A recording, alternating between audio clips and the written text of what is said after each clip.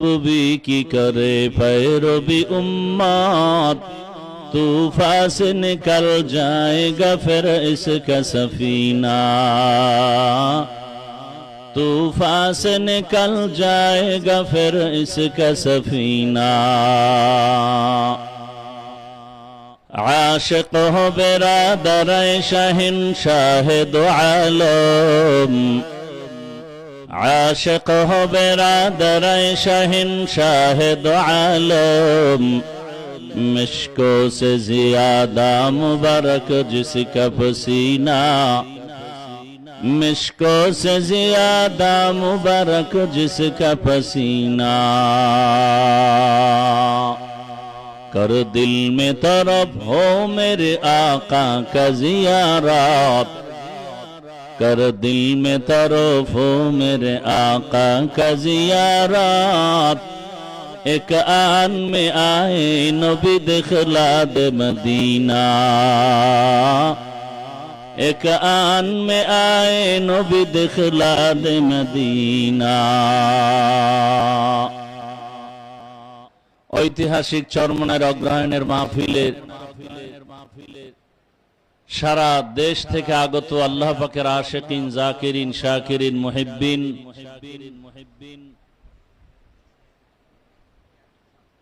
মুজাহিদ ভাইরা, যুবক বন্ধু, পর্দার আড়ালের মা বোনেরা, 3 দিন ব্যাপী মাহফিলের আজ দ্বিতীয় দিন শেষের দিকে বিশাল সম্মেলনে সমাবেশ। এ মাহফিলের মধ্যমণি হযরত পীর সাহেব হুজুর চরমনাই দামাত বারাকাতুহুম, নায়েবে আমিরুল মুজাহিদিন দামাত বারাকাতুহুম সহ দেশ বরেণ্য উলামায়ে কেরাম কেউ এখানে বয়ান করেন আমাদের কলবের খোরাক দেওয়ার জন্য, আর আমরা কলবের খোরাক নেওয়ার জন্য আসি। আল্লাহ পাক আমাদের এই ময়দান থেকে কলবের খোরাক নিয়ে যাওয়ার তৌফিক আল্লাহ দান করেন। সংক্ষিপ্ত 2-4টি কথা বলার নিয়তে কোরআনে হাকিমের যে আয়াত পড়েছি, রাসূলের একটি হাদিস পড়েছি।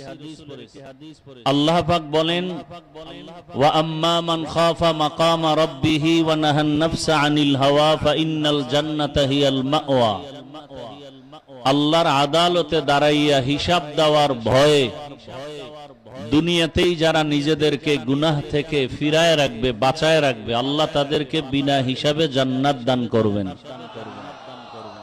নবীজি বলেন, ইত্তাকিল মাহারিম তাকুন আবাদান নাস। আল্লাহর নিষিদ্ধ জিনিস থেকে নিজেকে বাঁচাও তো আল্লাহ মর্যাদা মানুষের কাছে বৃদ্ধি করে দিবেন। তো আল্লাহর আদালতে দাঁড়াইয়া হিসাব দেওয়ার ভয় অন্তরে জমা করে গুনাহ থেকে বাঁচার কথা আল্লাহ বলেছেন। আল্লাহর আদালতে দাঁড়ানোর ভয় কেন? এবং আল্লাহ পাক রব্বুল আলামিন বারবার আমাদেরকে ভয়ের কথা বলেন। কোরআনের শুরুতেও ভয়, শেষেও ভয়, বারবার। যালিকাল কিতাবু লা রাইবা ফীহি হুদাল লিল মুত্তাকিন। আল্লাহ কোরআন নাজিল করেছেন, মুত্তাকি ভয়ঙ্কর না দয়ালু? তাহলে দয়ালু আল্লাহকে ভয় করব কেন? আল্লাহ পাক রব্বুল আলামিন বারবার, শুধু আমাকে, আমাদেরকে না, যে রাসূল আল্লাহ পাকের এত প্রিয়, যার চেহারা দেখলেই ক্ষুধা নিবারণ হয়ে যায়, সেই রাসূলকেও আল্লাহ বলেন ভয় করার জন্য। ইয়া আইয়ুহান নাবিয়্যুত্তাকিল্লাহ ওয়া লা তুতি'ল কাফিরিনা ওয়াল মুনাফিকিন। হে রাসূল, আমি আল্লাহকে আপনি ভয় করেন, কাফের মুনাফিকের অনুসরণ করবেন না। বারবার বারবার এই ভয়। এই যে যত বয়ান হইতেছে, গতকাল, আজ আমিরুল মুজাহিদিন, নায়েবে আমিরুল মুজাহিদিন, আমাদের উপদেষ্টা মহোদয় ভয়ের কথা। কারণ তাকওয়া, আল্লাহর ভয় এমন একটা মেডিসিন যেটা অর্জন করতে পারলে সে বিনা হিসাবে জান্নাত পেয়ে যাবে। हर के दारत खौफे हक दर दिल मदम জান্নাতুল মাওয়া দেহাদ উরা মাকাম জুজবা হাকচি যে মখাজ ইনসো জা ফজলে উআ মস্তে দর জুমলা জাহা। একদিকে আল্লাহ বলেন আমাকে ভয় করো, অন্যদিকে আল্লাহ বুঝাইতে চান আমি চাই না কেউ আমার গোলাম জাহান্নামে যাবে। আমি আল্লাহ চাই আমার মোহাব্বতের প্রত্যেকটা বান্দা বান্দি জান্নাতে যাক, কারণ আমি আল্লাহ বড় আদর করে মানুষ বানাইছি। আমি আল্লাহ এত মোহাব্বত করে বান্দা বান্দি বানাইলাম, এমন আদর মোহাব্বত করে কোন প্রাণী আমি সৃষ্টি করি নাই। আমি আল্লাহ মোহাব্বত করে বানাইছি কেমন?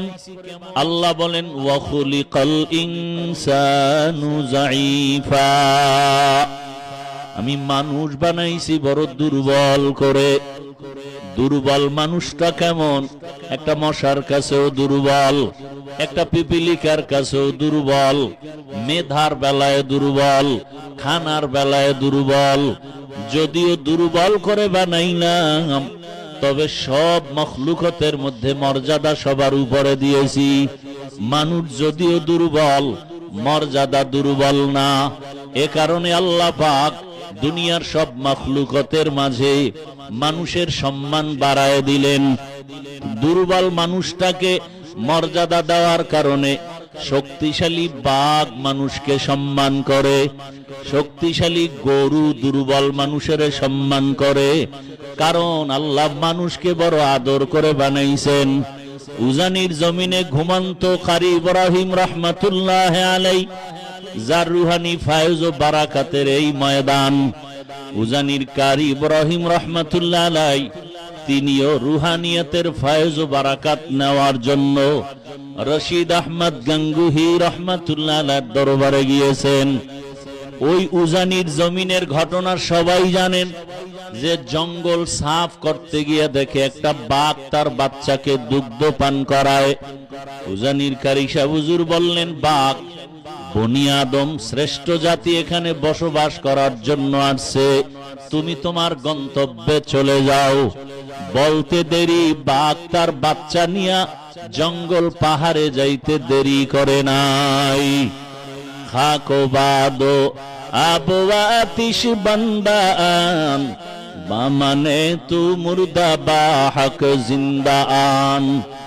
চরমনাইট জমিনে ঘুমন্ত ওলিয়ে কামেল সৈয়দ ইসহাক রহমাতুল্লাহ আলাইহির ঘটনা শুনেছি।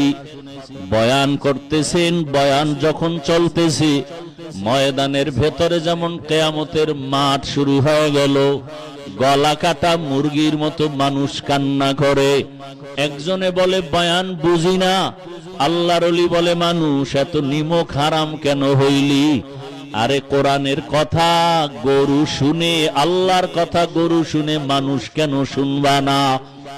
এ কথা বলিয়া গরুকে ডাক দিছে, গরু দৌড়াইয়া হাজির হয়ে গেছে। এটা আমার আল্লাহ পাকের কুদরত। মানুষ এগুলো না বুঝার কারণে বাজে মন্তব্য করে। আরে আল্লাহর কাছে তো বান্দা বড় প্রিয়। আল্লাহ পাক যাকে বেশি মোহাব্বত করেন, সারা দুনিয়ার সব মখলুক তার গোলাম বানায়া দেন। আল্লাহ পাক তার নবীকে পর্যন্ত বলেন আমাকে ভয় করেন, ভয় করিয়া গুনাহ থেকে নিজেকে বাঁচান। রহমতের নবীকেও তাকওয়ার কথা বললেন, সারা দুনিয়ার মানুষকে বললেন গুনাহ থেকে নিজেকে বাঁচাও, তবে বাঁচাবার জন্য লাগবে আল্লাহর ভয়। আল্লাহর আদালত তো বড় দয়াময়, আল্লাহ বড় দয়ার মালিক, কিন্তু আল্লাহ বারবার ভয়ের কথা বললেন কেন?